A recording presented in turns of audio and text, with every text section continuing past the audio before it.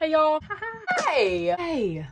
Should you DoorDash in 2024 as a little side hustle or main hustle? You can make DoorDash your main hustle. Let's talk about it. Little disclaimer, I did DoorDash in 2023 in December, so not that long ago, but it's still been like 9 months now. So I did DoorDash in December 2023, and I'm telling you what I thought about it. So considering the state of the economy right now and what has really changed since December 2023, prices have gone up, inflation has gone up. So I consider this review of doing DoorDash to be still relevant, even though it's like 9-10 months later, but just wanted to let you know I did do it several months ago, not right now. So anyway, let me tell you my experience with DoorDashing as a side hustle and what I think you should do about it. So we all need more money. Let's talk about that. And I've always been fired up about side hustles and making as much money as you can by just working for yourself and doing your own thing. I love that concept. And so I try a lot of different things, how to make money. What got me to start DoorDash? DoorDash has been around for a hot minute now for people who just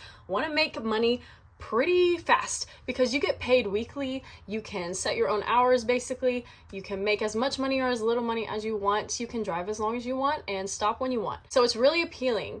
And I never really considered it because I don't know, it just wasn't really high on my radar. So until December 2023, when I found out somehow one way or another that they were doing a $200 bonus for new Dashers, I was like, wait a minute, let me look into this. You got $200 extra on top of what you already made per order if you made 20 orders, completed 20 orders for 20 people within 1 or 2 weeks of starting DoorDash. So you had to complete 20 orders within a certain time frame to get $200 extra. And I was like, oh, that sounds really easy enough. So I signed up. All you have to do is submit a picture of your driver's license to make sure you can legally drive. And I think you have to be over 18. You have to obviously have a car that works and drives around. And then they approve you within a few days usually, and you can start dashing. So that was motivating to me. And at the time I was working at Petco. So in between, like on my couple days off and after my shifts, I would go and dash for a couple hours. Now, first thing, I underestimated how long it would take me to do 20 orders. You can pick up multiple orders at a time and get like 2 or 3 done in a row, but for the most part, doing one whole order takes a lot longer than I anticipated. I do underestimate how long things take me in general, but I had to think about you have to drive to the restaurant, wait for the restaurant to finish your order if they haven't already, pick it up, go back in your car, drive to the person's house, take a picture of it, and then get back to your area to pick up your next order. That takes a long time. And so in total, and I think this is probably pretty fast because I stayed in a general suburban area, so it could have been faster if it was an urban, super concentrated area, but I was in a suburban area and it took me about 8 hours total to do 20 orders. And I also picked up 2 at a time a couple times, so it was like killing 2 birds with 1 stone. 8 hours, 20 orders. So that's about 2 orders per hour, which is less than I thought, that's for sure. So we can talk about that money. That equals out to $10 to $15 an hour if you're doing it that way in a suburban, semi-concentrated area of restaurants and residential areas. If you're in a much more concentrated area, I'm talking like Chicago, maybe.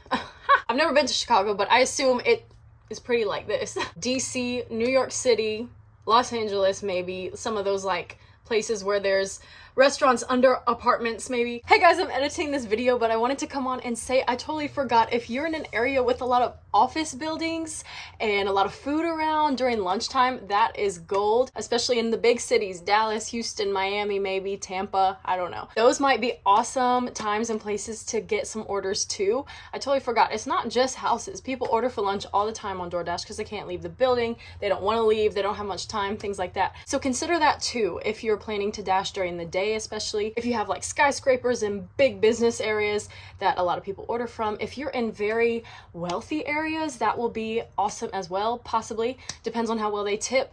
But, you know, consider your area as well, not just the concentratedness of it, but also how much money these people make, what kind of jobs are around, things like that. Places that are uber concentrated with residential areas and restaurants, you might make a lot more money a lot faster. But those are like in the biggest areas.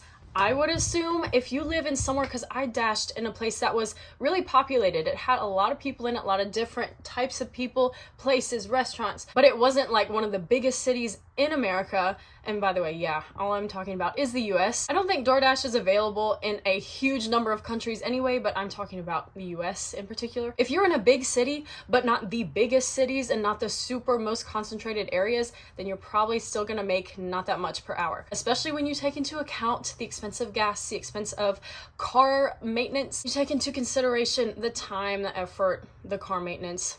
It's not really worth it for the money. But when you take into consideration the $200 extra bonus that I had just for that short time that I did dash, it equaled out to $41 per hour dashing, which was really good in my opinion for just driving around, listening to music, picking up and dropping off orders. That was an excellent rate, and I'm happy I did it for that short time.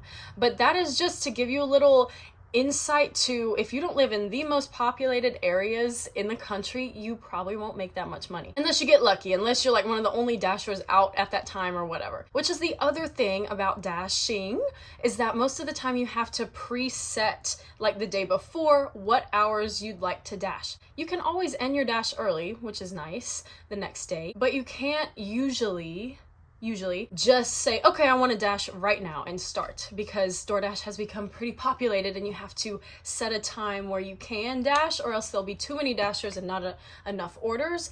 And I guess that's what DoorDash has figured out, is that DoorDash has become so popular that more dashers are available than orders. And so they make dashers pick out a time slot to dash. Unless it's not very busy or there aren't many dashers that have selected that time slot, you can start right then and there, but I wouldn't rely on it. So you do have to set some time aside on the app for the next day before you can start. So that's the other thing. You do have to do a little pre-planning now. You can't just start when you want. You do get paid weekly though, which is awesome. You do have a lot more control over how much money you want to make based on how much time you want to put into dashing, which is nice. It's more like getting paid per job than paid per hour, which DoorDash does have a function where you can get paid per hour, which I've heard is a ripoff, that you don't want to choose the, you will get paid 14 whatever dollars per hour regardless. You really do want to get paid by the order, and I hope this makes sense.